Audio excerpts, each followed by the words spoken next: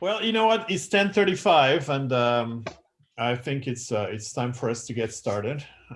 So I think more people will join. I know that before we even started, or before we even turned on the Zoom, a couple of people from Souk had joined us, but then they left. So maybe they will come back. So I don't know, but anyway, today.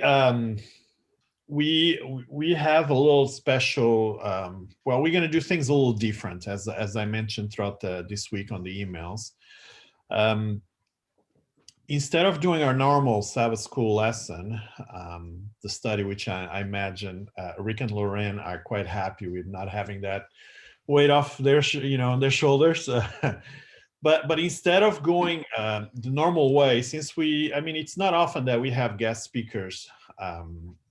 And when I invited Dr. Rivelino to join us, I became aware that he has actually done some work within the world of vaccines. And I thought, you know what? There's so much information going left and right about vaccines. It's like you Google vaccines and you have 500 websites saying something good, 500 websites saying something bad, and all of them with their credible sources. And then at the end, you're just like, okay, so now what, right? So I thought, okay, well, maybe we can Rivelino will accept a little bit of the challenge, and during the Sabbath school hour, he will talk to us a little more about vaccines, maybe clarify some myths and some misconceptions, explain some new things.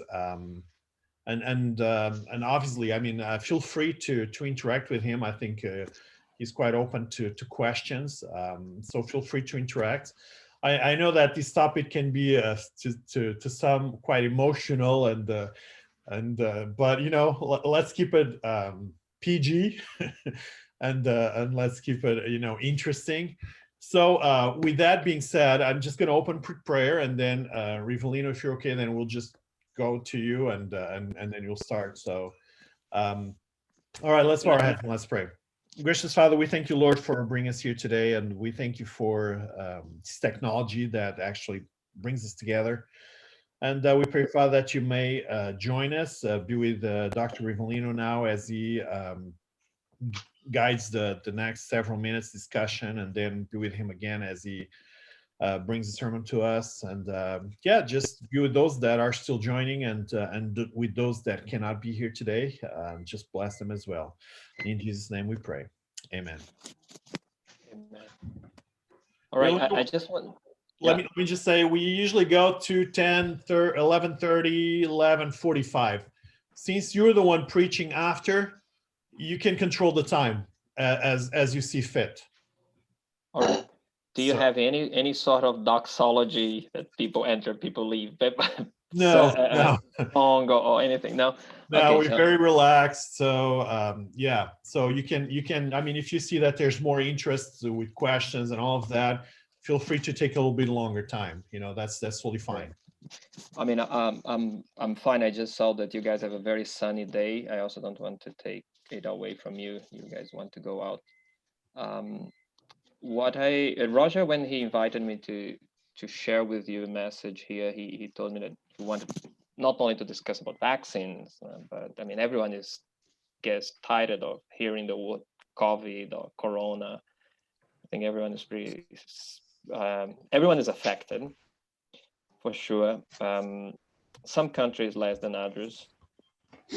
But Roger had told me before that he wanted us to talk about science and Bible and how does it fit? I mean, can I be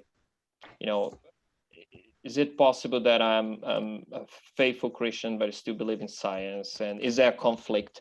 So for the sermon, I will tackle a little bit on this in one topic that I find quite interesting. But before we go there, I would like to, and before we get into discussions and questions about vaccines, I would like to discuss with you and show a little bit how science develops. I don't know how many of you are used with going to the lab and developing things and bringing products, especially into the medical field. I have no clue. Unfortunately, I don't know you guys. I hope we can get to know each other better. But before I introduce myself, I would like to introduce other people who are actually more intelligent than I am. I will try to share my screen, and I will go through some slides that will give us all a little bit of an idea how science actually develops. And I'll make it as hopefully as not very technical, because I also don't like it. I rather have something that everyone can enjoy and learn something. So the first thing I want to talk to you about is this little molecule here that most of you won't know what it is. It's in a very complicated shape there, but the story of this molecule, that it can very well be that some of you are making use of it right now, or today and those days. So it goes all back to 1869 in Berlin, where this guy, Paul Langerhans was a student of medicine in Berlin. He was a very young guy studying, and he was in a class of anatomy. And in this class of anatomy, they were opening the pancreas. Is that how you call it in English, pancreas? And I'm sorry, English is not my first language, so please help me with the proper term. The pancreas, Roger. Is it really pancreas? That's correct. Correct, right? So they were opening a pancreas, and he looked at that, and he was a student of medicine. So he looked at that, he called the professor and said, "Professor, have you noticed, I found something here in the pancreas that I don't see in the textbook." And what he found was those little dots there that they call it Langerhans inslets, or little islands. They're called today islands of Langerhans, because after the name of this guy, Paul Langerhans, he was the one who found. Nobody had found it before him. It was always there in the pancreas of everyone, every animal, but nobody knew what was that for. So they didn't know what this thing was good for. They had no idea how to investigate what those dots were doing there until 20 years later. Oskar Minkowski is another guy in Germany. He decided to do a following experiment. He removed the pancreas of a dog, and he observed what happened to the dog without a pancreas. It was the first experiment of such kind. He's looking at the dog every day, and the dog looks just fine. But then the owner of the dog noticed something. He said, "Oscar, listen, every time my dog pees, a lot of ants come to his pee." So this, if it wouldn't be for the observation of the owner of the dog, nobody would have made a major discovery.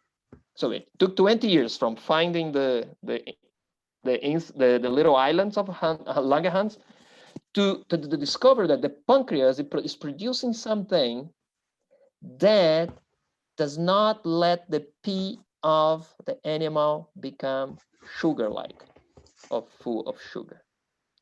So they realized, oh, that's an interesting thing, that if you lose your pancreas, your urine becomes very full of sugar. It took a long time for them to discover this. Many, many years later, Friedrich Banting was a scientist working in the US, read some of the study of Oscar and some others that were removing liquids from the pancreas of a cow and injected in animals without pancreas. So Banting, in 1921, decides to repeat this test. He takes 5 dogs, if I'm not mistaken. He removed the pancreas of those dogs. And then he starts removing liquid from the pancreas of a cow and injecting the dogs. And he noticed that if you do this, the dogs don't have diabetes. So that's how all the research around diabetes goes, right?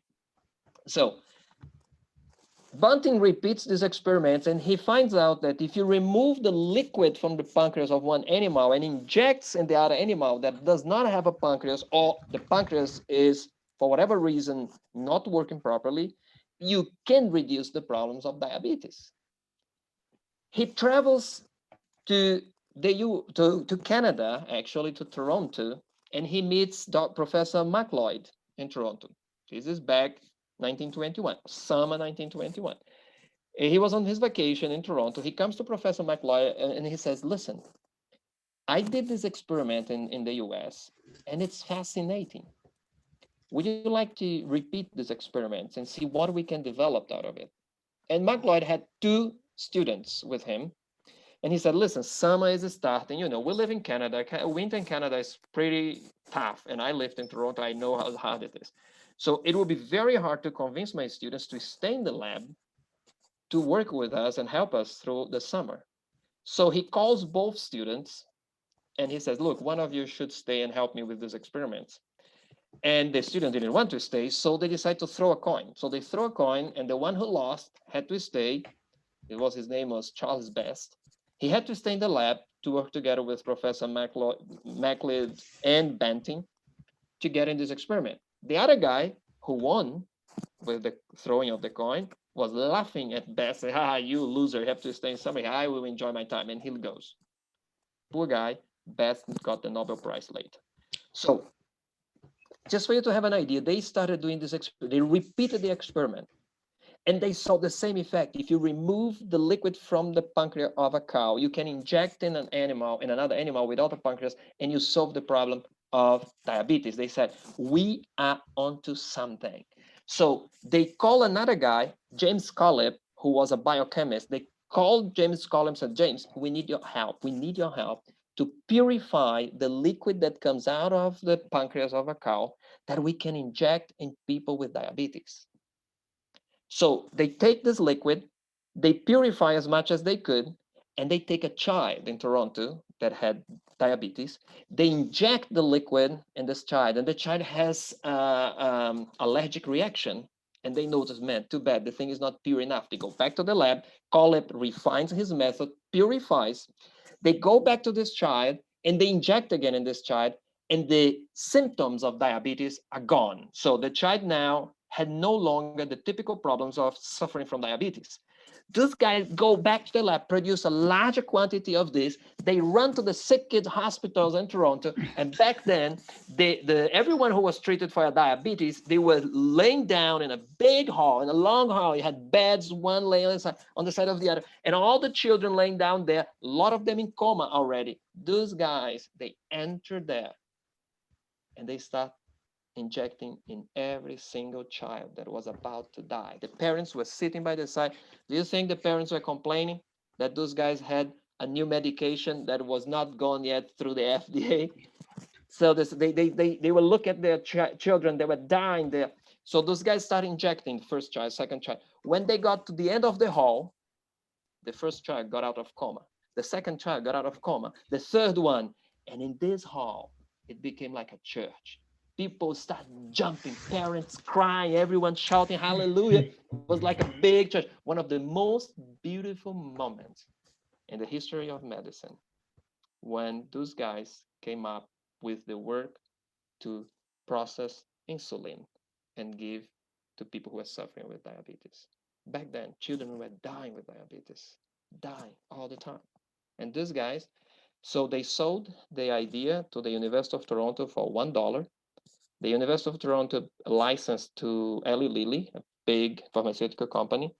And the method they developed by extracting the liquid from the pancreas from a cow was used for many, many years until just recently when insulin started to be synthesized and used in the synthetic form that we have today. And it could be that some of you may be using insulin to avoid the typical problems of diabetes.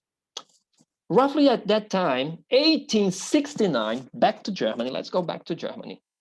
Around this time, Germany had another problem to deal with, a much bigger problem. They were not very worried about diabetes. So diabetes always existed. There were always people suffering, but it was not the biggest issue. The biggest issue in Germany in the 19th century was diphtheria.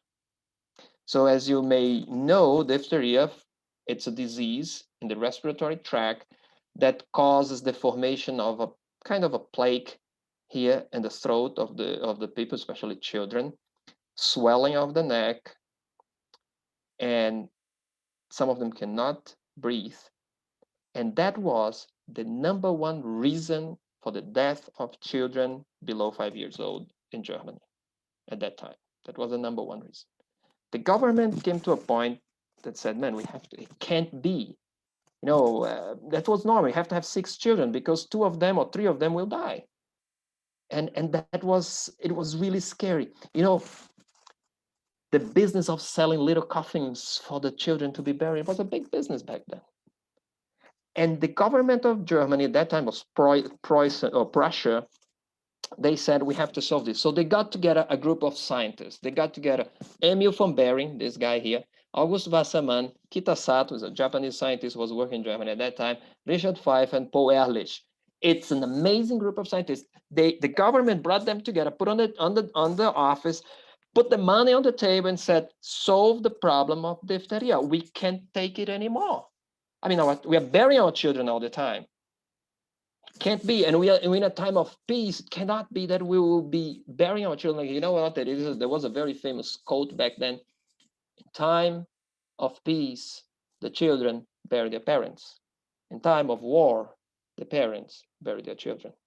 But regardless of war or peace, they were burying their children because the children were dying of diphtheria. It was a big problem in Germany. And they brought the scientists together and they said, we want this problem to be solved. And in 4 years, 1890, they went from looking at the problem to come up with a vaccine. In 4 years, they were injecting in horses the toxins from diphtheria, extracting the blood from the horse that was producing the antibodies or the antitoxin, purifying and injecting people. And 1994, I hope you can see the graphic here, 1894, so more than 100 years ago, that was the number of people dying per 1,000, per 10,000 people.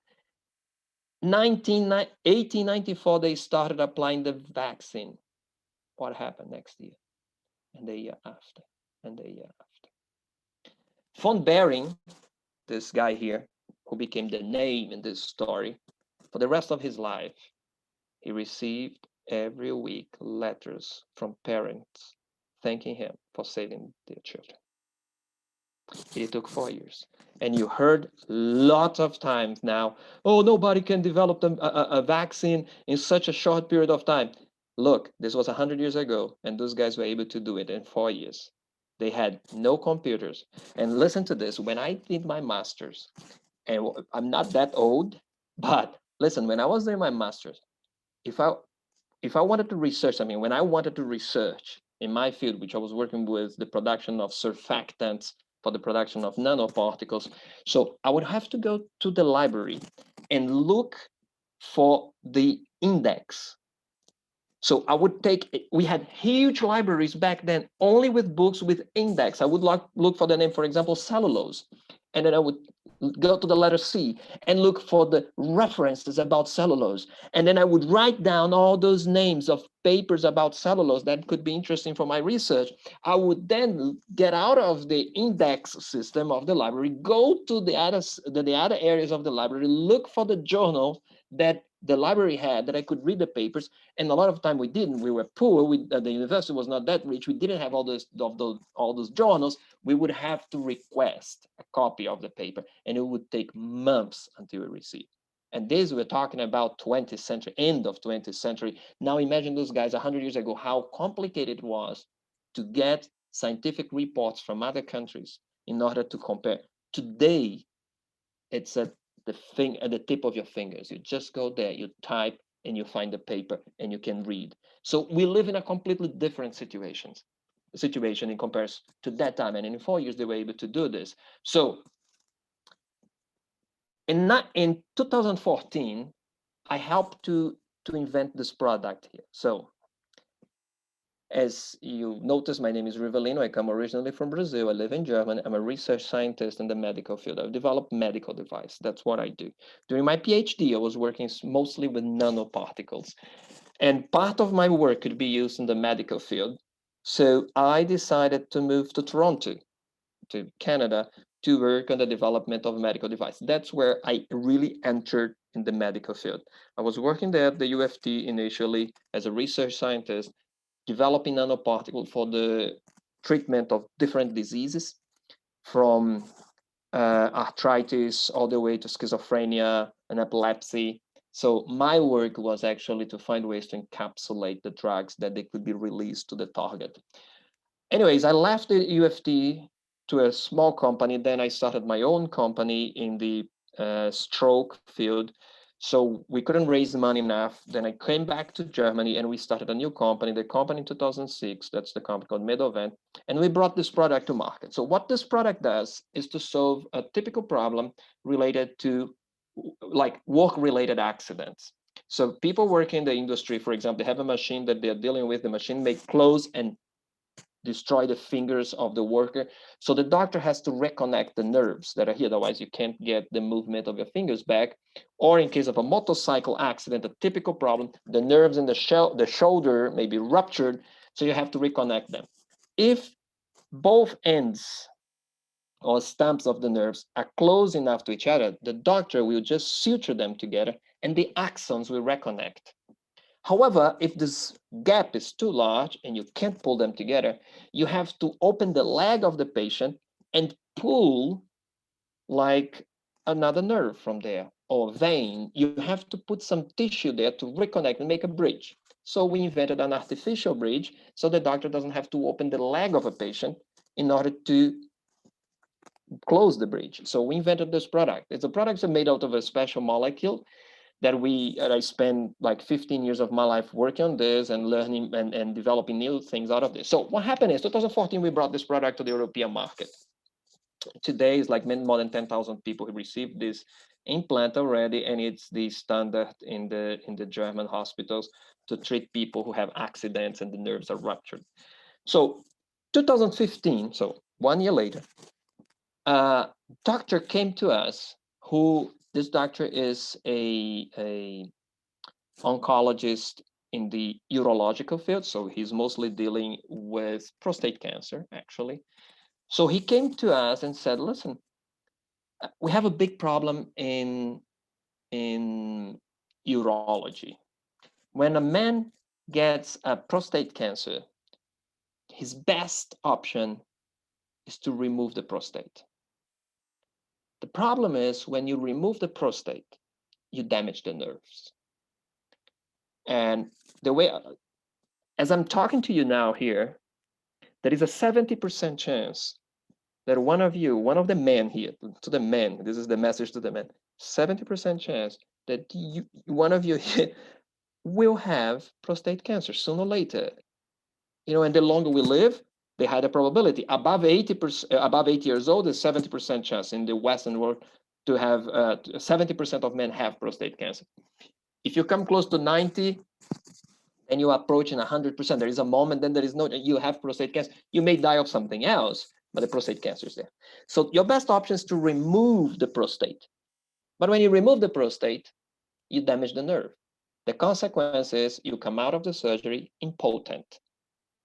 So he told us, would it be possible to take this?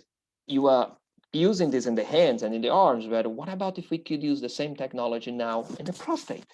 So we came up with a new company and we developed this membrane made out of the same material. And in 2015, he started implanting, doing a clinical trial in Italy.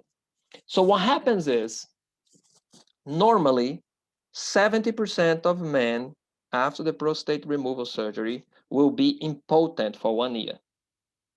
Now, the patients that are receiving our membrane, 70% of the patients are potent again in 3 months. So you can wait 1 year to recover potency, or you rather bet on something that will give back your potency in 3 months. And when we talk about this, people feel not very comfortable, or they may think, oh, it's about sex and so on. No. It's about being the man. You have to understand prostate cancer is for the man what breast cancer is for the woman. There is nothing more devastating for a woman than, listen, you have breast cancer. And I'll tell you, I work in this field as well, in breast cancer. The first thing that comes to a woman when she listens, you have breast cancer, is, I will lose my hair. And the second thing is, I may lose my breast. And the third thought is, I may die. So dying is not that important in comparison to losing the hair, losing the breast, because you have this feeling that you are no longer a woman. And that's the scary thought that comes to a woman, as the man, when he thinks you are no longer potent, the man has a similar thought. I'm no longer a man. I'm no longer the provider. And this is so scary, to the point that we have a lot of cases in the US where patients, after the surgery, they go back to the hospital and they shoot the doctor. And they say, you made me impotent. I'm no longer a man. And they shoot. We have many cases. To the point, and now comes to you guys. You guys are in the area of the west coast, so to say, of Canada, right? If I'm not mistaken. So in Europe, 5% of men will not do the surgery. They would rather die of prostate cancer than taking the risk of becoming impotent. In the western part of Canada, this number goes to 11%. 11% of men in the western part of Canada will not do the surgery. And until today, I don't know why.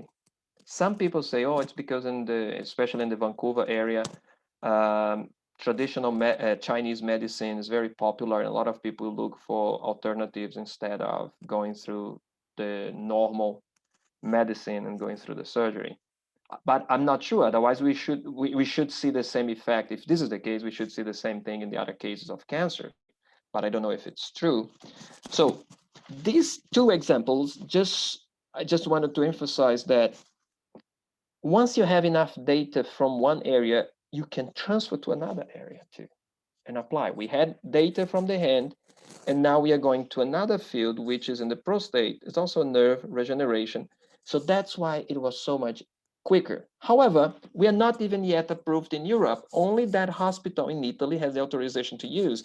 Patients in that hospital come out 3 months, they're potent again. And you have to understand, for men, 6 months impotency means your penis will reduce 30%. And you run into the risk of developing a muscle atrophy and never recover it back.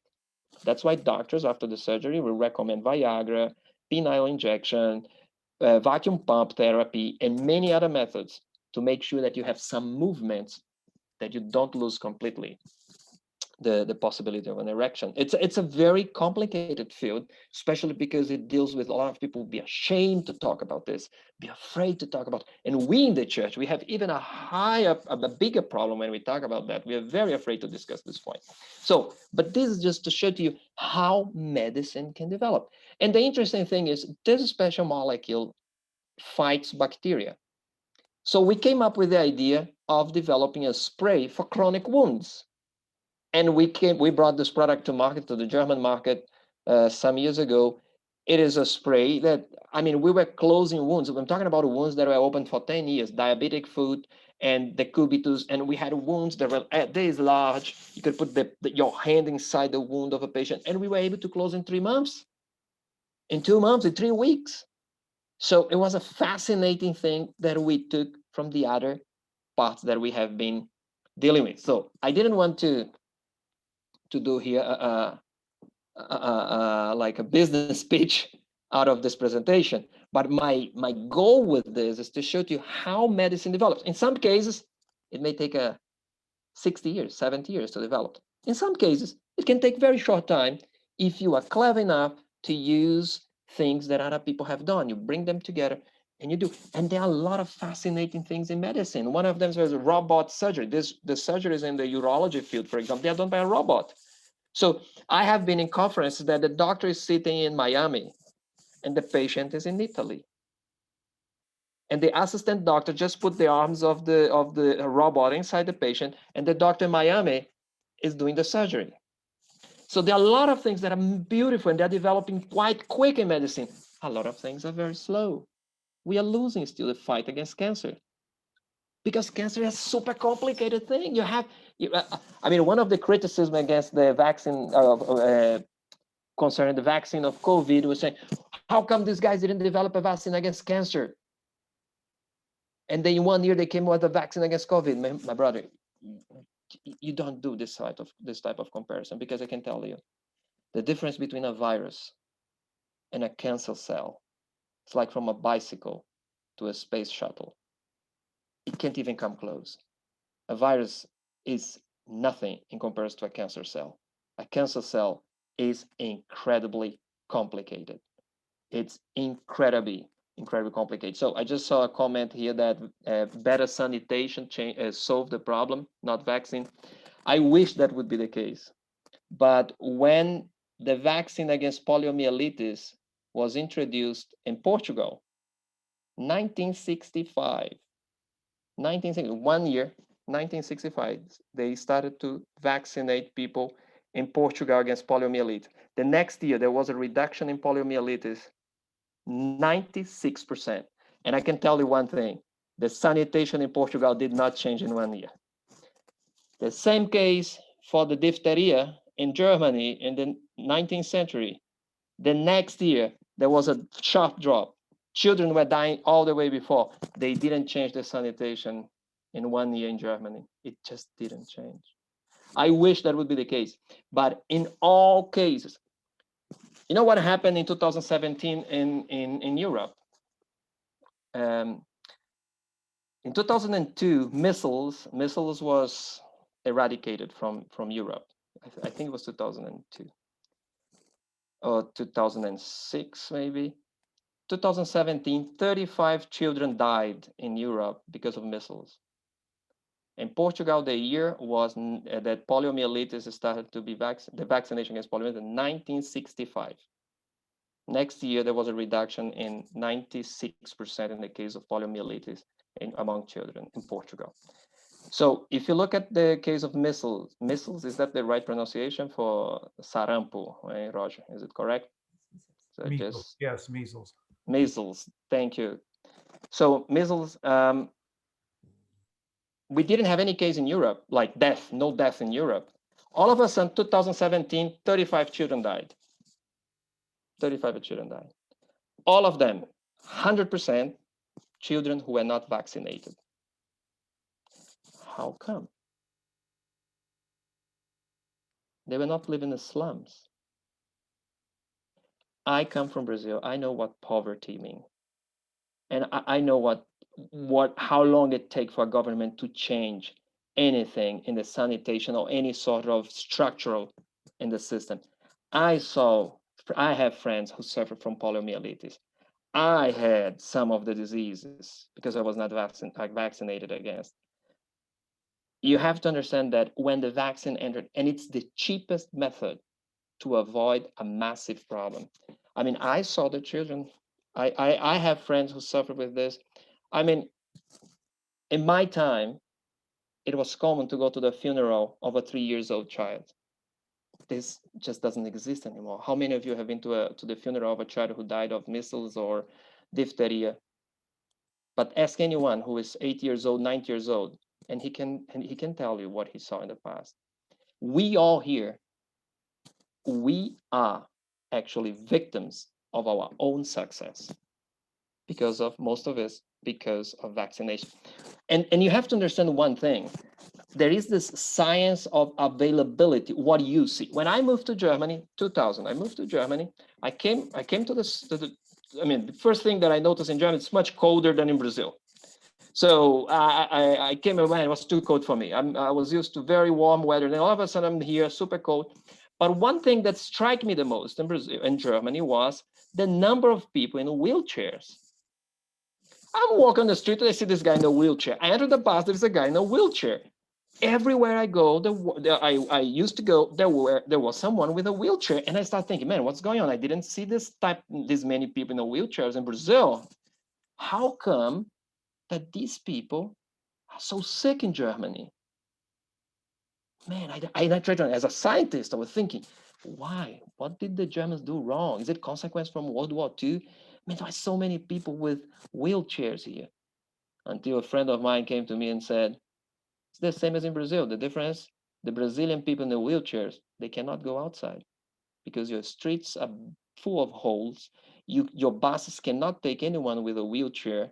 So that's why you don't see them.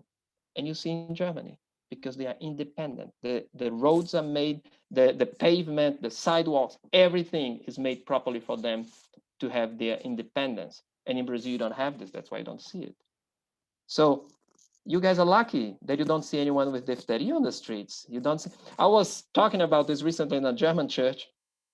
And I said, how many of you have seen someone with diphtheria or poliomyelitis? All the Germans were quiet. And you know who raised their hands? One guy from Mexico and one guy from the Philippines. So because these people saw what I saw back in Brazil when we didn't have, vaccination. So we are very happy. We are very blessed to be in Canada, to be in the US, to be in Brazil, in Germany. But the people who suffered, and the funny thing, there are no almost no anti-vaxxers in Africa. Most anti-vaxxers are in rich countries because they never saw people suffering from those problems. They see people with other problems because the other problems are solved here. You guys are doing good, incredible enough. But and again, it comes to the point of viability. What do I see, right? And I was in a debate recently in a Brazilian website, and someone brought the question of how come that in Mozambique people are not dying of COVID? What are they doing different? And I said, have you ever seen the demographics of Mozambique in Africa? It goes like that. You have at the bottom a lot of young people. When you go up, and then you almost don't have people over 70 years old in Mozambique because the life expectancy of Mozambique is 53. I wish it would be hydroxychloroquine, but the problem is they don't have older people, the elderly people who are mostly prone to die of COVID. So they just don't have this, And then there are a lot of theories about the different medicines. And I know the stories of the ivermectin or hydroxychloroquine. I know all those theories. And the funny thing, I just ask you to do the following. Go to the website with the number of death of COVID, the number of recovery, the number of infection, and you will do you'll notice the following, just by the number of recovery. Get to the number of recovery of people who recovered from COVID.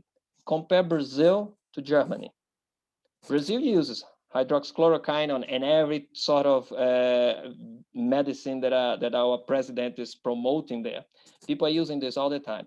They have a 90% recovery. Look at Germany. Germany doesn't use any of these medications, any. And Brazil and Germany has 91 to 92% recovery. So how come a country that is using this, the medication, has a lower recovery than the one that doesn't use? Because they don't do what people are promising there. And by the way, ivermectin, which is a very promoted medicine now against COVID, is produced by Merck here in Germany, the oldest pharma industry. Germany should make use of it, and they say, man, let's use this, let's make it and be rich, sell it a lot. But they know all the cases that you saw the positive effect of the studies were like sampling, because in Brazil, if you go to a hospital, and I can tell you, I have friends who died of COVID in Brazil, talking about young people, older people. And I can tell you, everyone in Brazil knows someone who died of COVID. And we all know in Brazil, people are taking those medications and they're still dying. We are now having 2,500 people every day in Brazil dying of COVID. Last year, 13% of all the death in Brazil was because of COVID. There are more people dying in Brazil. Right now in the city of São Paulo, there are 50 people dying every day of COVID, and there are 6 people dying of AIDS, for example. So COVID is killing more than AIDS in Brazil. So it's a scary situation, and we have to take it seriously. And you guys are doing good to be with all the problems and with all the difficulties. Anyways, I don't want to make a long speech here. We can go to the questions if you want.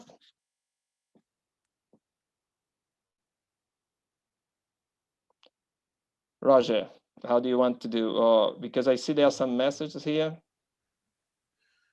Yeah, let's be vocal, so you're not just looking at a screen. Any questions? Okay, there's a question there. Yes. I would like to respectfully ask, why is a potassium chloride in this vaccine? I realize it's a natural salt in the body, but when you inject it, people die. It was used in the Holocaust when the gas chambers were too full. Can you help us with that? Yeah, so first of all, you have, I mean, it depends which vaccine you're talking about. Now you have different vaccines. And first of all, what makes a poison? It's the dose. So that's the first thing we have to understand. Even water can kill someone if you give too much. So that's the first thing to understand. Second, the injection of the vaccine is in the muscle. It's not in the bloodstream. So that's why some people say, oh, it causes blood clot. It can't. And it's funny.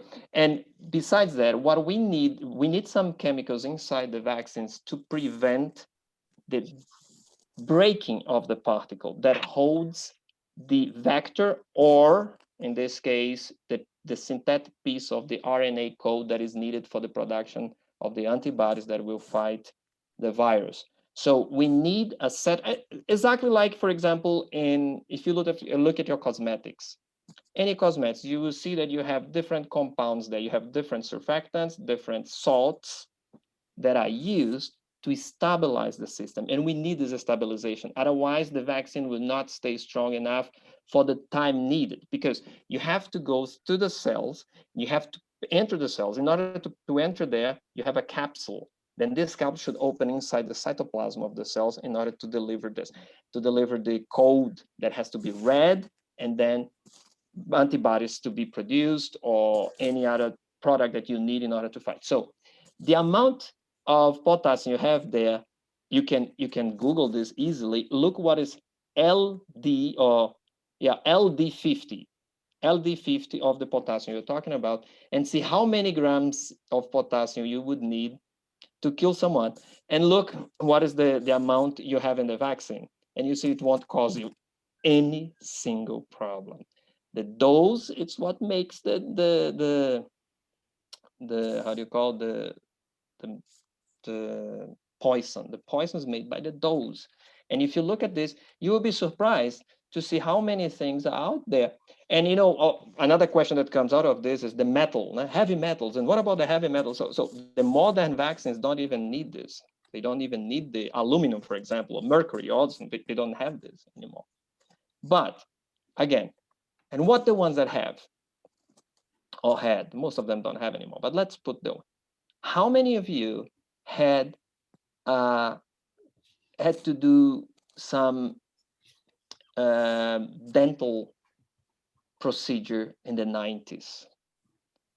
So if you ever had to do a filling in the 90s, as I did many, you have more mercury in your body than 100 shots of vaccines. That I can guarantee for sure, because I used to go to the dentist. The dentist would put mercury in my hand and I would be playing with it, and in the end he would put in my tooth. And you may say, what is in the tooth? Hey, listen, the tooth goes through the roots, that goes to the bloodstream very quickly, to the point that tooth fillings can be very dangerous if you don't do it properly, because you can deliver bacteria to the bloodstream right through the tooth fillings. So it's just for you to have an idea. We used to do it all the time. And we used to use much more dangerous chemicals in the past, and the vaccine development has made it way better. But anyways, sorry, it was too long. I had, I think Matthew was the second one with a question, and then I don't know if I... Matthew and Caroline. And Claudia, next. Okay, so let's go Matthew, Caroline, and Claudia. All right. Okay, so which COVID-19 vaccine do you think would be the best for teens between the ages of 13 to 15? Matthew, very interesting question. I'm not that intelligent enough to tell you because I didn't see all the studies. What I remember so far was the BioNTech Pfizer vaccine, and I know BioNTech quite well because when I started my first company in Germany, I was in the same building, the same incubator as BioNTech. Back then, Back then, they were a startup like my company. We were in the same building, so I met some of the scientists, and I can discuss a little bit more about this. But Matthew, to your question, BioNTech had tested young people above 16, if I'm not mistaken, because I watched the discussion with the FDA. In the FDA discussion, the problem was they didn't have enough data for younger people. So there is, they are doing though, they are doing tests on the younger people, on pregnant women. There are all these tests that are rolling still to make sure that they can cover as many people as possible. But to your question, unfortunately, I don't know. I would guess the BioNTech is safe enough for very young people, but we have to wait until they deliver the latest news. So there is a new one coming out now from Johnson and Johnson.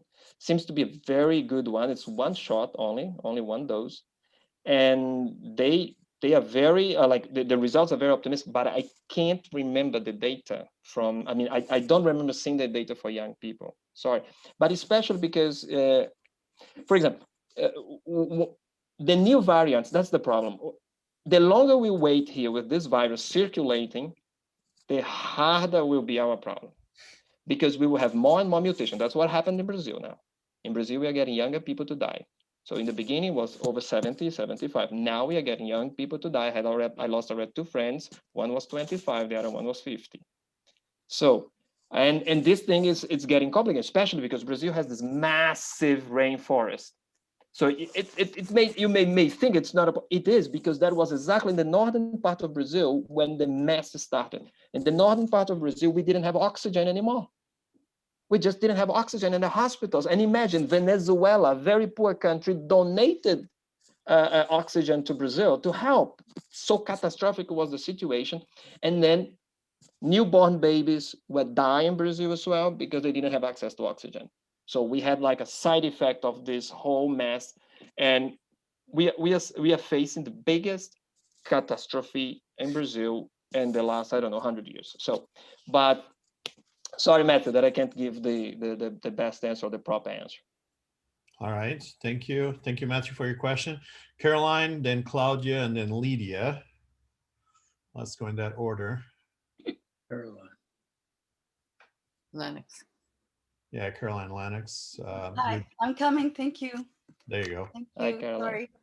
So I'm going to type my questions. I have quite a few. Yeah. So, and please don't feel that I'm attacking you. I'm just very, very skeptical, and I'm That's very, okay. very concerned because I think a lot of people don't understand that these vaccines are not approved from a safety standpoint. They're approved for sale and authorized for use as experimental. So I have to ask this because my business's background is businesses. What are your financial interests, you, your family, or the company you work for, in the COVID-19 technologies? And they are technologies, not like they're not all vector based introductions. They're actually technology introductions, right? So that would be my first question. Do you want me to go through all my questions or one by one? So let's go to the first one. Hold on. Okay. So what is my financial interest? Unfortunately, I mean, I was already accused to be paid by the system, by Bill Gates, but unfortunately, Bill Gates never gave me any money. I was hoping that he would do, but he doesn't. I don't have any financial interest. The only interest that I had was I was too dumb not to buy the shares of BioNTech when it was $15 a share. Now is 105, and I could have made some money, but I didn't. So I don't have any financial interest. I work as my companies are on the cancer field, mostly cancer and hemostasis. I didn't show all the products and companies that have been involved because it wouldn't make sense here. My companies are mostly on the nerve repair. So that's where I work. So now let me address the other point. So I work actually also as a consultant for a Portuguese company, but it's developing a spray that keeps the surface clean of germs for longer period of time. So, you know, you spray alcohol on the surface, you kill the germs, but then the alcohol evaporates and it's gone, the effect, I have to spray again. So I help them to invent one that stays active for a longer period of time, 24 hours, 48 hours. So, and this is regardless of COVID or not. So the idea is to, because we do have many other things. So that was the first part of your question. Let me scroll up again to see your questions here. I just typed them out as you were talking, so I have memory problems, so I wanted to make sure No, that's okay. that I remembered them. The second question was, to take everybody else's time, so if you want to come back to one of my questions after you've answered some others, that's okay too. Like, I don't Okay. dominate the conversation. But let me answer the question of technology and the experimental part that you asked. First of all, most technologies so far for fighting like vaccines, they use vectors. So what does it mean? Like, you take a virus, you neutralize the virus, because you cannot say you kill the virus, because a virus is not a living creature. So you cannot even kill something that's not alive. So it's not a living creature to start with. That's why it needs a cell to replicate. It has to hijack the replication system of a cell in order to be reproduced. Right. So what's the problem? It goes in fetal tissue lines or animal tissue lines, right? And that's actually the problem, because you need cells in order to grow viruses. And that's why it takes time to produce some vaccines, because you have to have enough cells, give them time for the virus to be replicated and produced, and then you take those viruses and then you neutralize them. So you bind them with a chemical that make them neutral. They can't affect you, they can kill you. The picture is there, the picture of the enemy is there, but this enemy can attack you. So you inject in the body that your body can see. So this is how it used to be. But what is the problem? You have a production problem here. So the new technologies, they take a piece of this DNA, for example, that contains an information. In the case of COVID, is the spike of the outer part of the of the virus, and you synthesize that. You make this in the lab. You don't have to wait. You don't have to use cells. If some people are concerned about, oh, they are using cells of this and that, they don't use this anymore. They can synthesize. There is a machine that synthesizes those pieces. So it's way quicker. You can produce loads and loads and loads. And that's what this is. Only the AstraZeneca one is using a vector, right? Now Sputnik also uses the Russian. Okay, that's not approved in Canada yet. Okay. No, I mean, unfortunately, unfortunately, because of politics, they are not really taking the Russian vaccine, but the Russian vaccine is as good and effective as the other. It's actually the only one that really published a lot of results in the Lancet, a very famous medical journal. So the point is, and that comes the risk and the fear that many people say. So usually for this type of vaccines, you use a virus to transport the piece of the other virus or the information. And in most of them, we use adenoviruses. And some people are afraid, oh, well, AIDS, it's an adenovirus. So people... A chimpanzee, right? The AstraZeneca one? Most likely, I can't remember. And a chimpanzee vector with human DNA vector mixed in is how exactly.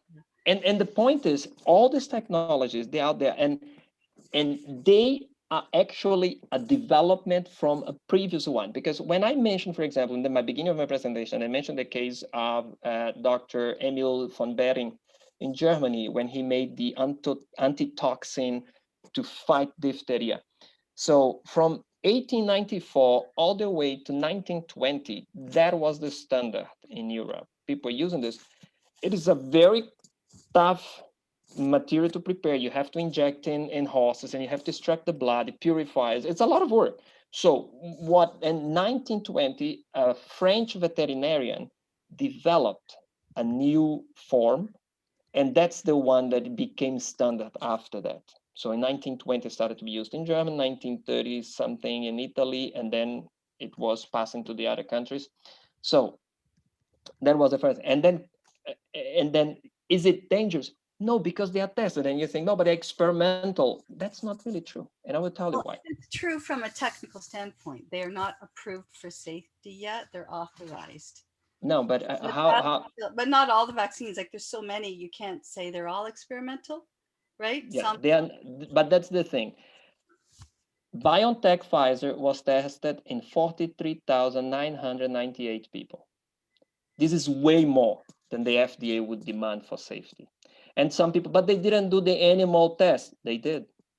They did in parallel to the phase 1. That was the difference. And that's why emergency is important in this case. We cannot wait. So how long we want to wait? And then a problem. Look at Israel. Israel is vaccinated, it's close to 70% of the population vaccinated. Israel is starting to come to normal life soon because they did a proper work. Vaccinated. The people who are not vaccinated are being denied basic freedoms now, right? So, but I'm talking too much. I'm sorry. Please forgive me. No, but that's another issue. That's a completely different issue. The issue here is the technology and the safety and the efficacy of the vaccines. And they work. They really work. Otherwise, you and I would be doing funerals of children in our church very often. And we don't have this anymore. But it used to be a commonplace. In the 40s and the 50s and in the 60s, it was common to have the measles, children dying of measles. And you have to understand, every 2 years in Portugal, every 2 years we had like a boom in measles and children, and pretty much every single child that was coming to school would get disease. And you know, when some people say, oh, that's why it's important to have the natural immunity, it lasts 90 days. And you can get in a big problem later. Second, if natural immunity would be enough, we wouldn't have the problem that 90% of native Indians in America, in Canada, and in Brazil died when they got in contact with the colonizers. When the Europeans came to our continent there and they started to sneeze, the native Indians were dying. Those people, they were supernatural, living in nature. They didn't use cars. They have a very natural life, but 90% of them died. There were more killing because of bacteria and virus brought from Europe than by guns and swords. So you can't expect your body to be strong enough to fight every single disease because you won't have the time for this. It's, oh, but God created us perfect. Yeah, he did. But we live in a sinful world that causes a lot of problems. But okay, so I answered this question of experimental. There is a big difference. They did the test. They indeed did. And the results speak for itself. And recently a guy wrote to me, oh, 511 people died in the US after taking the vaccine. And Israelis are dying too. Yeah, 511. Now, look at how many people were vaccinated. 57 million people were vaccinated. Divide 511 by 57 million, you get to a beautiful number of 0.0008% of death rate. And now, you know what? Choking with your food and dying is 1 in 2,600. So it's easier, it's more likely that you die from your breakfast than die from taking the vaccine. Or from COVID. No, but COVID is COVID is 2.5%. The infection fatality rate that I've seen is different per age group. So in the older age groups, but I went to the CDC USA website, and you can also go to the StatsCan website. It's different by age group for sure. Yeah, but we're talking about it's under 0.5% if you get it. Now I understand that with the purpose of the vaccine is to reduce the symptoms, not the transmission. That's my understanding. No. The purpose is to avoid that you get really sick. That's the number one purpose. But yes, it doesn't prevent the transmission, but it lessens. But reduces, and this is the important thing. So that's why, especially in this phase we are in now. So you mentioned those in many cases 0.5%. Again, divide 0.5 by 0.0008, and you will see it's a lot more. It is, and it's Yeah, statistics I'll have to catch up, and I'm taking too much time. Please forgive me. Maybe. No, that's okay. I think your questions are very important because a lot of people have the same doubts. But we can go to other questions, then we come back to. We have yours. Claudia and Lydia, and maybe then it's time to move on. And Sherry's put a question in the chat as well. So before you ask your question, Claudia, just one point. I uploaded here to the chat. I uploaded my book. It's a very small book. It's a PDF. Just download this, and you can read. All of you can read. It's mostly answering to the question: do vaccines work? And you will be able to see. One example is the one from diphtheria that I mentioned here, and it's actually was an answer to a friend of mine who he's an Adventist as well, but he's a very strong anti-vax. And it's a good friend of mine. We exchange a lot of conversation about this, and he sends to me all his arguments, and I wrote a book to answer this one, and I'm writing another book about the autism and other questions that a lot of people have concerning vaccine. Okay, sorry, Claudia, please go ahead. Thank you so much. Okay. Welcome. Well, first of all, thank you for your sharing your knowledge, and I appreciate that you are, taking us through history of how diseases had been attacked, in the past, and how data can be transferred easily from experiment in something or success in something into another situation, which help us to understand why, this vaccine for COVID has been created in a short time, which is many people is talking about how can we can have a vaccine in short time and if it's that effective. So for you to share that information, how it's translated, so it helps me to think, we have, if that happened 100 years ago, creating a vaccine in 4 years, right now with all the tools we have, all the information, all the scientific trials, whatever, why not in a year? So that kind of gives a peace of mind, right? That's the first one. Second, I'm from Mexico, so I have seen people that, yes, was affected by polio or by measles. And in Mexico, I never also heard people against vaccines until I moved to Canada. So Canadians, I have a few friends that they have never vaccinated their kids for anything, and I was so surprised. And we are now having that issue again now with so many people anti-vaccine.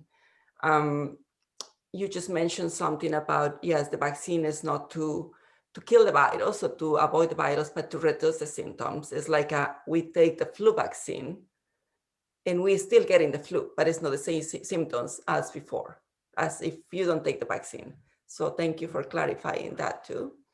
And my question was also regarding, the use of chloride dioxide, which in countries like Mexico, it has been popular to the knowledge of many people in the more natural homeopathic medicine to help Mexicans to have this as a preventive solution. And as you say, a poison becomes about the amount of elements of those you are taking, right?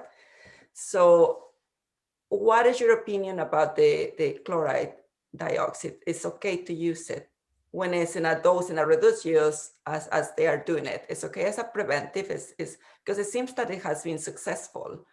That if people the COVID, they don't have, or they recover faster. If they get the COVID virus, they are recovering faster. So what is your opinion there? Yeah, thank you, Claudia, for this. I noticed you were from Latin America when I saw the Y there, Claudia, and Y Guerra, and I guessed right away. So, but I can't say much about that because the studies I saw, they didn't really prove the case. So we had a lot of cases of in vitro studies that using those chemicals were killing or like neutralizing the virus and so on. We had a lot of doctors saying it worked. So that, yeah, it worked. And I know this in Brazil as well. But what we see in Brazil actually most is a lot of people coming to the intensive unit care saying, doctor, but I took the chloride, I took the hydroxychloroquine, and how come? So, and I wanted you to understand one thing. Does it work? I don't see it work in the sense of statistics, and because it's important that we look at the statistics. So Brazil, as in Mexico, Brazilians are taking tons of this, tons. But the infection rate and death rate in Brazil is gigantic. So I don't see it happening. It's like, and that's why it's important to look at statistics, not a single case. We look at one person, but it worked with me, right? For example, I was preaching in a although I'm a scientist, but I preach quite often. So I was preaching in a wedding, and I asked to the guy. So I asked him. I said, "You know what's the probability that you will divorce?" And he very proud, 0. I'll never divorce my wife, right? And I was like, I am happy that you said this, right? But I'm sorry, you're wrong. The probability is 40%. As sad as it is, you can be you have the best wife, the best husband on earth, but the statistics is based on what we have collected so far. It's not your wishful thinking. It's not that what you want, it's what we collected. And the collective number of data shows 40%. And I would tell you, like 99% of those people who divorce, they also thought it was 0% chance they would divorce in the day of their marriage. So, and now, a part of this, I want to tell you what happens in medicine quite often. Once a new problem starts and everyone is nervous, nobody knows exactly what to do. Man, what a mess, and what can I do? Nobody, you saw probably the videos in New York. People are running crazy. They were taking plastic bags, put on their clothes, and they didn't know what to do. Nobody knew what to do at that moment. At this moment, in chaotic moments, it pops all type of solution. You know, and comes like, I did this, I did orange juice and noni juice and this and that, and then everything works. You know, and that comes to you mentioned this homeopathic thing, and I'm very critical about that, because from a scientific perspective, from a science perspective, there is nothing on earth that says homeopathy works. Because homeopathy, I'm not talking about plant-based medicine. I'm talking about homeopathy. Homeopathy, I know a little bit because it was invented in Germany. So you take a chemical, could be a drug, you dissolve in a liter of water. Then you take 1 drop of this water and put now in another liter of water. Dissolve again. You take another drop and you put in another liter, and then you keep diluting. And the science behind says that the water will preserve the memory of that chemical and will have no side effects and will work. So from a scientific perspective, there is nowhere on earth that this would be true. However, 70% of doctors in England prescribe placebo, homeopathy to their patients once a week, and it works. Fantastic. You know, because the worst thing that a doctor can do is a patient comes to the doctor and says, man, I have this problem, and the doctor doesn't know what he has. And if the doctor says, man, I don't know what you have, the patient leaves, this is a stupid doctor, knows nothing, loser, I have to find another doctor. So what the doctor does? Man, take this medication, it works amazing. But it's a placebo. And you know, there is a study showing that I read many studies about placebo effect, and that comes the fascinating things. They did a study where they compared placebo, and for those who don't understand, placebo is a drug that has no effect. Like, could be just water or pill full of sugar, has no effect whatsoever. So I read a study where they compared placebo against placebo. It was not placebo against a drug. It was placebo against placebo. But one placebo was 10 times more expensive than the other one. So guess what? Which placebo worked better? The more expensive. 30% better. So what our brain is doing, we still don't know. And I was on a train once from Switzerland to Germany, and I sat by the side of this doctor who is a homeopathic doctor from homeopathy, and we started talking and said, man, this science makes no sense. And this doctor said something interesting. He said, you know what? Doctors trust the physicists. Physicists trust the mathematicians. And the mathematicians believe in God. So in the end, we have no idea what we are doing. And And as crazy as it may sound, but that's in a lot of cases. And now, okay, so sorry that it was too long, but my answer to your question is that I don't believe it works. I personally don't believe it works. I'm waiting for the data. I would love that it works. I would love. The cases that work so far, I believe, are more related to placebo effects that you can't deny. And I can tell you, I already took placebo and this thing worked. I was shocked to see that, because there is another study that shows, it's a very interesting study as well, that shows that the simple fact that you take the pill into your mouth makes you already feel that it will work. And there is this study where they told to the patient, this is placebo, and it still worked. Yeah. Well, the simple fact of visiting a doctor, you Yeah. feel the office feeling better. I had a case. I have a case here in Germany, like just an interesting thing. There was this guy. He pretended he was a doctor. He faked a document. He never studied it. He had this psychological problem. You know, you probably heard about some people who they really want to be this and that, and then they fake it. They fake it so much that so he got a job at the hospital in my city here in Germany. So he was working 4 years as a fake doctor. And when they discovered and he was fired, the patients came to complain and said he was the best. And you know what was the difference with this doctor?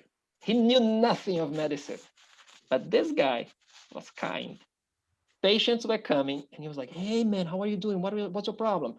And these guys would talk about their lives, and he asked, what medicine did you take before? And he said, this one. I know, why don't you try this week again? And so on. I have this feeling it could work now. And it started to work. So because he had the time, as you said, visiting the doctor, talking, you know, my sister, she's a nurse and in Brazil, and she was working in a hospital one day and came a new doctor. And she came to the director of the hospital and said, this doctor is not a doctor. He's faking. He fakes. It's something wrong. And then they investigated and they found out the guy was a fake. He was not a doctor. So I asked my sister, how did you discover? I mean, just look at the guy, you know the guy's not a doctor. Did he make a mistake? She said, no, he was too kind. You know, patients were coming, he was standing up, shaking hands with the patient. Hey, nice to see you. Have a good day, blah, blah, blah. And she said, this is fake. That's not a real doctor. Anyway, let's move to the next question. All right, Claudia, are you good? No, I'm good. And just to make it clear, I'm not anti-vaccine. I'm going to get the vaccine for sure. Okay, good. So I think Gerald wanted to say something. Gerald, go ahead. And then Lydia, and then we'll stop there so we can. Thank you very much. Yeah, and maybe the placebo is kind of the opposite scientist is like faith, like you were saying. It's all based on faith, and it's working. Yeah. And I love your outline. You've changed my mind so much. I mean, I'm kind of thinking like so many people seeing the forest fire. They see a forest fire coming. Many can't see it. Many have never seen it. And so that's why there's this reluctance of the vaccine, because they've never experienced the downside. And I appreciate what you're saying today. But the trust a lot of people have, I mean, doctors a long time ago used to say smoking was good for your health. So the concern is that we need to hear people explain like you did, so they get a better understanding. I mean, there's still people think the world is flat. So there's a lot of distrust and another great way was the difference between taking the vaccine and not taking it. The actual catching the COVID, even though we have some side effects. My question, I guess, is, can you talk a little bit about the side effects of taking the vaccines? So there is no, as you know, there is nothing in medicine that is 100% harmless that won't. But what we saw so far was, number one side effect was pain in the arm. That's the thing. You get a pain, especially men. And I worked enough in medicine to tell you, if you see someone screaming in the hospital, it's a 90% chance it's a man.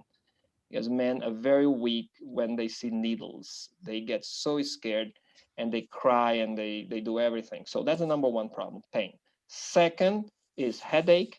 And then you come with fever You do, and this, we're talking about a 90-something% of the side effects, which are normal because you want your immune system to react. So the reaction of the immune system will cause this because the system says, man, go and relax. And there is a study, that's a very interesting study too, thanks that you mentioned this, because people who don't sleep after taking the vaccine, their immunity is lower. That's a very interesting thing. So if you don't sleep well after take the vaccine, the effect of the vaccine is much lower, you know, in helping you to be prepared than to the ones who went to bed and slept. That's an interesting thing. So the body's telling you, go and take a nap, don't go to work, go and sleep, go and rest, go and relax. It's very important for your body to work. And that's why you get a headache, you get fever, you feel sick, you feel weak, because you have to go and lay down and sleep. That's very important. So do we have cases of blood clot? Yeah, we did have, as I said, 30 cases in 5 million people. So again, take in account that 2% of COVID cases led to blood clot. So the simple fact that you have COVID, you have already a 2% chance of having blood clot. So it's very hard. And oh, how come the AstraZeneca vaccine is taken from Europe and all this mess? We don't know 100% yet, but I was talking last week with the rector, the director of the University of Torino in Italy, and he said something interesting to me. He said, you know, it looks like a political decision because of Brexit. Because, you know, the AstraZeneca is AstraZeneca with Oxford. And now the European leaders, the EU leaders, they want to promote the other vaccines that are more like European Union, let's put this way, than the Brexit. So, and then there is this dispute, which is a very stupid thing to do, especially at this moment. So besides that, as I said, 511 cases died in the US. Did they die because of the vaccine? So far, it was not proven. We had a case in Portugal of a nurse who died of the vaccine. Did she die because of the vaccine? It was not proven so far. And you know, it doesn't help to think, people are hiding this. It's not really true. I mean, people say, oh, you probably heard this story. So the pharma industry has the solution against cancer. They just don't want people to know because they want to profit. Brother, I can tell you, cancer is so complicated. I'll give one example. 20 years ago, we thought that the cancer cell would grow and spread looking for the blood vessels to suck the blood. We know today that they don't do it. A cancer cell sends a message to the blood vessel and say, come, grow in my direction and give me blood. How on earth this crazy cancer cell has this ability to do this? Some cancers can seed satellite cells in some areas of your body, and the day you try to remove the cancer, sends a message to the other satellite and says, spread. As crazy as it may sound, it's super complex. The other interesting thing about that, and I talked this in another presentation about longevity, a cancer cell, the telomere is the end part of your chromosome. The telomere of every normal cell, once the cell divides, the telomere gets shorter, shorter, shorter. When it comes to the end, it says, it's over, you cannot divide anymore, and then you go into decline and you will die. So the cancer cell, the telomeres reversed. Every time a cancer cell divides, it gets longer, longer. So this stupid cell is actually eternal. It can live forever as long as you give food to it. So it is so complex. Cancer cells are very complex, and that's why we can not say, "Oh, people are hiding." No, go and work in this field. I mean, take a book of biochemistry, read the first chapter, and you will see what a mess we got into. It is very complex. It's not easy. They can mutate. They can change. They can even, if they feel they are attacked, they can encapsulate one part of their DNA, wrap it very strongly to survive the attack, the radiation or whatever thing you are using, to open up later when everything is over. So I know I will die, I will close my information here, this part will survive and will open later. And that's why in some cases, for example, I'm vice president of a small company here in Germany that works in the breast cancer. We developed a marker, because the tendency in breast cancer now is, let's wait, let's not do the treatment right now, because we want to make sure that the body could get rid of the problem by itself.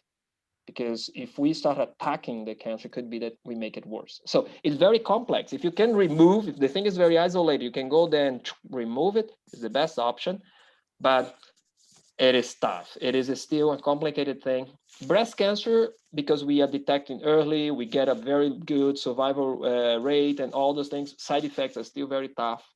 You know, losing hair, getting vomiting, and all those things. But anyway, sorry about that. Lydia, I think it's Lydia who wants to ask. Yeah, Lydia, last question for you. Okay, Lydia? Okay. Thank you for your patience. Yes, I would like to ask, how many types of coronavirus do we have? So I also don't know exactly. So we have three at least. We have the first one, the common one, let's put it this way, and we have the British variant and the Brazilian. Oh, I think we have the South African as well. Oh my. Yeah, if I'm not mistaken, I could be mistaken. But you have to understand that so far, those variants, the vaccines cover them.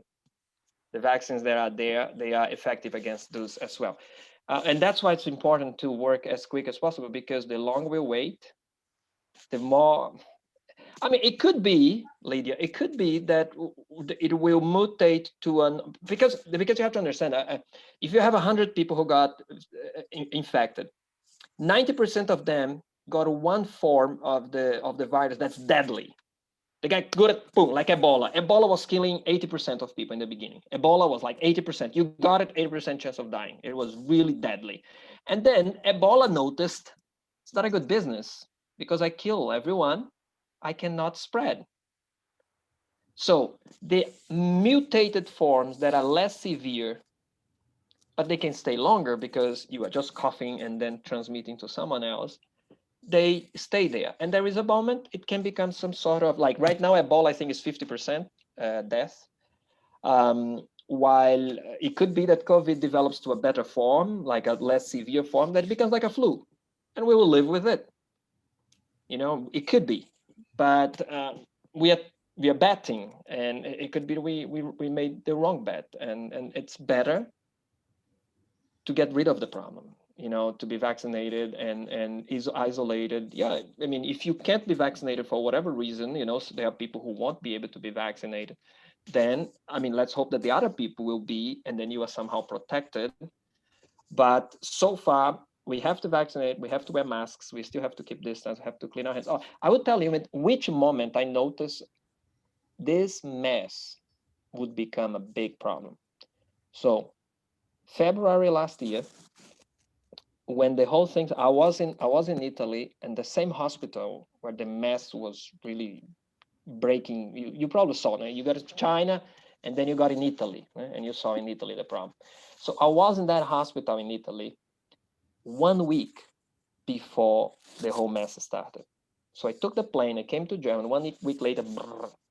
And then at that time, we all thought, no, it will last not that long. But then I had this feeling, man, it will be a mess. And you know what made me think that this thing would last long and we would all become poor and we'll have a hard time? The governments were asking the many, please wash your hands and so on. So I saw statistics. 69% of men do not wash their hands after using the toilet. Sure. When I saw these statistics, I was like, man, we are in serious trouble. Because if all these years, you are not able to convince men to wash their hands after that, women do it much better. So 69%. And I was like, oh man, this is going to be a mess. And that's what happened. So, Lydia, sorry, the answer is, I think 3. Could be that I'm mistaken. Yeah, so far we know what the enemy is. So why can the science, get together and work towards just one type of vaccine? Mm-hmm. I'm actually happy that there are many fighting to get their vaccines working. There are different type of technologies and so on. And as a matter of fact, there was a big collaboration in this time. People were providing their materials for free. Brazil delivered a lot of information as well in the beginning from the genomic characteristics of the virus. So people were sharing the information that the different groups could work. And it is, how to say, it is healthy to have this competition right now, where you have Johnson & Johnson developing one and the other one developing other, because they come from different perspectives. And I would, just to conclude this thought, I would tell you the take on BioNTech. BioNTech is the first one that was approved and started to be used in England and sorry, in the US first, and then came in the other countries. So BioNTech, when I was in the same building as BioNTech, that time they were called Ganymed. It was a completely different. So the whole program was to develop encapsulation particles, like in the nano size, in order to encapsulate genetic code to invent or develop vaccine against cancer. And now comes, remember what I said in the beginning, you transfer technology from one area to the other. 20 years ago, people were already developing vaccines using RNA. That was, many people were developing, but they were mostly trying to heal cancer, and they failed miserably. But all these years of development, and BioNTech was working on developing capsules, stable capsules that carry the DNA, the RNA, and the RNA is very fragile. That's why you need a very strong capsule. And the vaccine from BioNTech doesn't even get into the nucleus of your cell. It stays in the cytoplasm, cannot even come close to the DNA.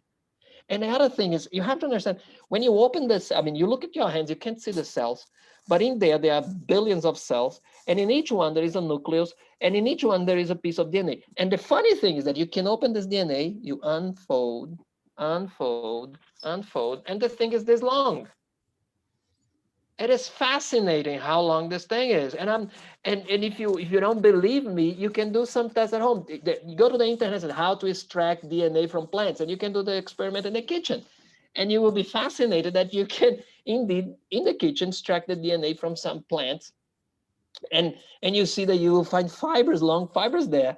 It's beautiful to see this. How did God make this? I mean, if an engineer would be able to take something this long, squeeze together in something that you can't even see, he would get a Nobel Prize for physics.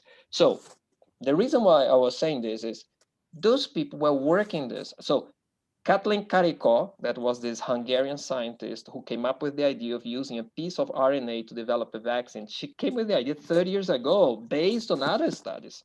She was rejected, and this lady will get the Nobel Prize soon.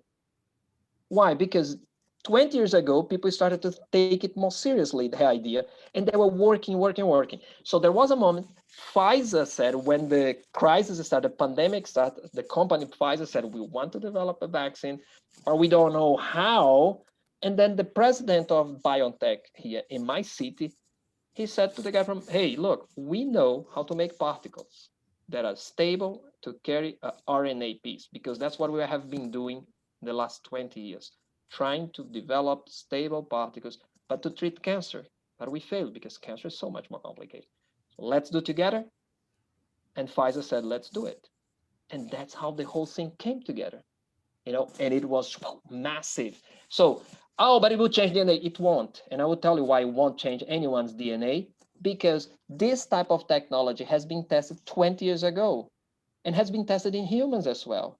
And so far, there is not a single case of someone who had a DNA changed. So those vaccines did not work because they were against other problems that we were not able to solve so far. We are not able to solve. But the side effects that people are afraid of, like long-term side effect, change the DNA. And I can tell you, some people should take the chance to change their DNA at this moment, but it is not changing, okay? It is not changing the DNA of anyone. So far, we don't see it because the RNA, first of all, it needs a lot of other things to do it. It's not like Rivelino, go and invade Canada now. I need troops to do it. I cannot just come, Canada, you belong to me now. I can't do this. Nobody. And that's the thing. You have to understand the science behind it is so much more complex, so much bigger. Is it completely free? I mean, no, there is, of course, the risk, but the risk is so small that, I would rather take, because the risk of dying of COVID is much bigger. And I know this because as I said, I have many friends who died of this.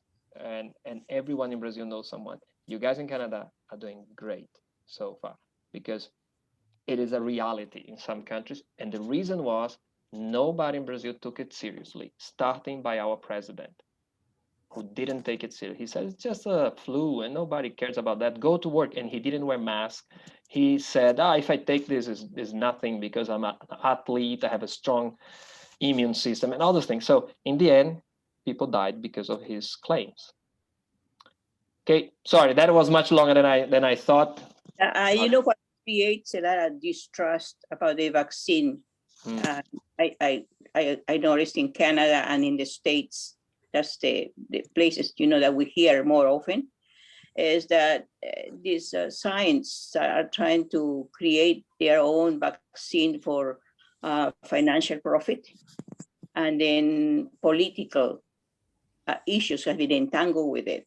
You know, like one party is trying to push the other to come up with a vaccine quicker, and the other party is trying to look, you know, good by, you know, bringing the vaccine quicker. And it's, yeah, you know, of course, Lydia, of course, there is. Seem like we are just, you know,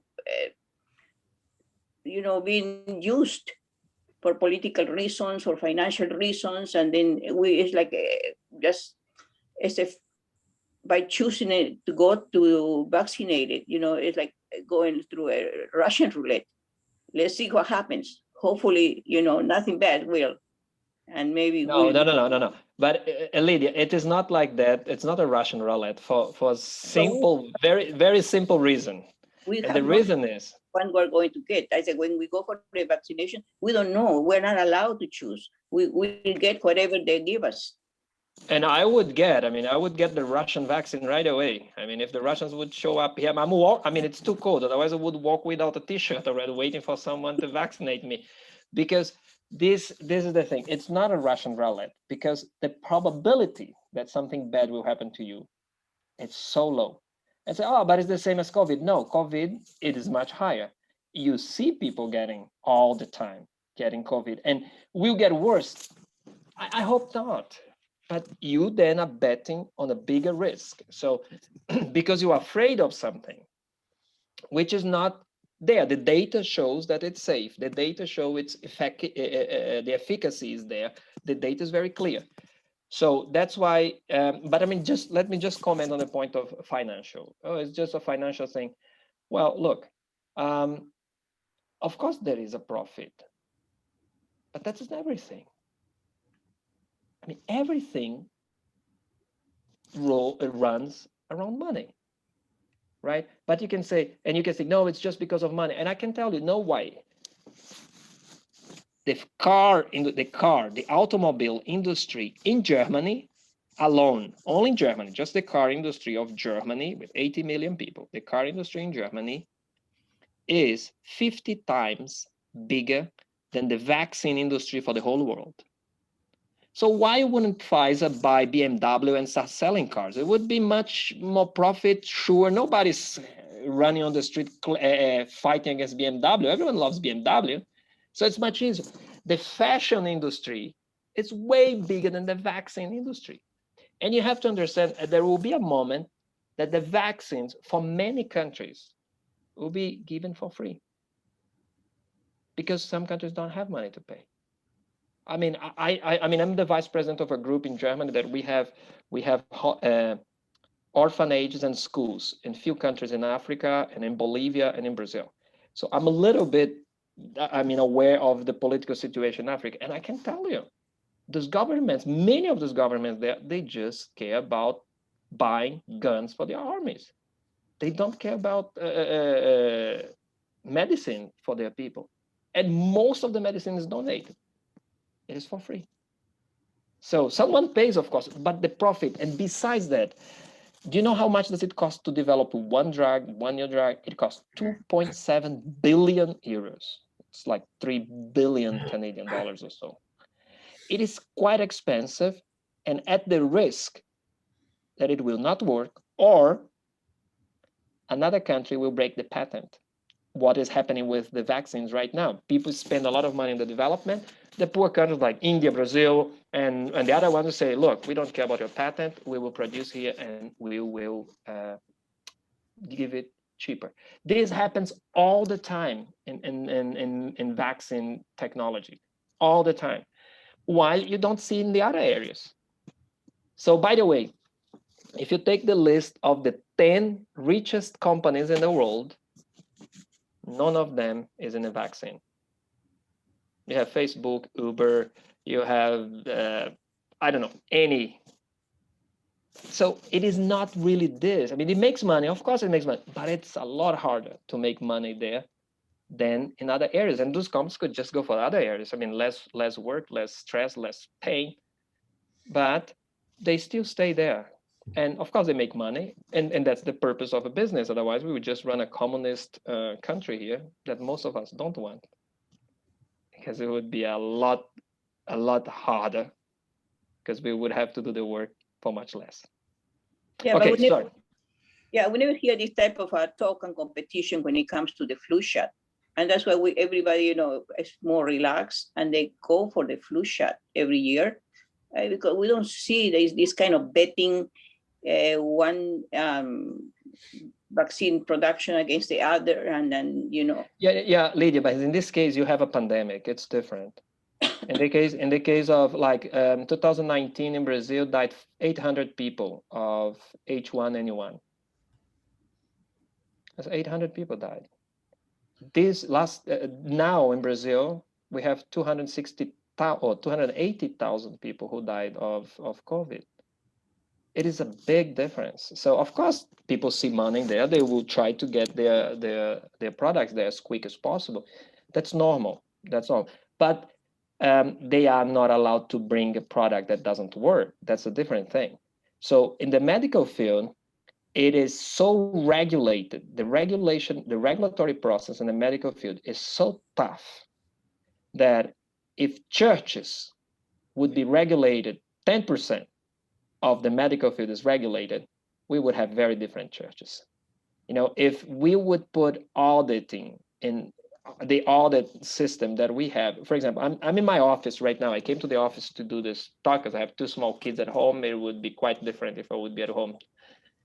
Any moment, someone can knock at that door of my company and say, look, notified bodies, we are here to investigate all the documentation. Non-announced. They come, knock at the door, and I am obliged to open all the files that I have here, and they will read through everything to see if I was lying, if I did something wrong. So it's very tough. It's very regulated, and if something is fishy, they will investigate me. And it happens. Of course it happens. We are not dealing with saints. Can I trust the pharma industry? No, you are not supposed to trust, and that's why there is regulation. But if we should not trust churches either. Do we have bad apples in the Christianity? Of course we do. We have a lot of cases, right? And human beings, whatever human beings are, there is the risk of something wrong happening. But the way the pharma industry is organized, it is not based on trust. It's based on regulatory. So they come and they investigate, and it goes through a lot of tests, as you saw. In the past, it was not done this way. It was improved over time. But it's normal. I don't see it as a big problem. And the reason why it's out there, this competition, because it's a big problem happening right now, and the companies that have the technologies could attack this, solve the problem, and make money. We have a big vaccine against the sinners, and we are not going to use, and it's free for everybody. Jesus Christ, right? All right, we have to move on, Lydia, please. Yes, thank you. All right, yeah. I would like to suggest, to hold on a little bit of the chat comments, because it's distracting. Keeps flashing. It's no point. It's no way of reading it. Whatever it is flashing on, I don't think we are fast enough to read it and still keep up. With the chat. All right. Yeah, thank you, Lydia. Appreciate that. Okay, we're going to stop here. I mean, there's probably a lot more that can be said, and for sure we're not going to answer all the questions today, or Rivelino is not going to answer all the questions and bring all the explanations. But we're going to stop.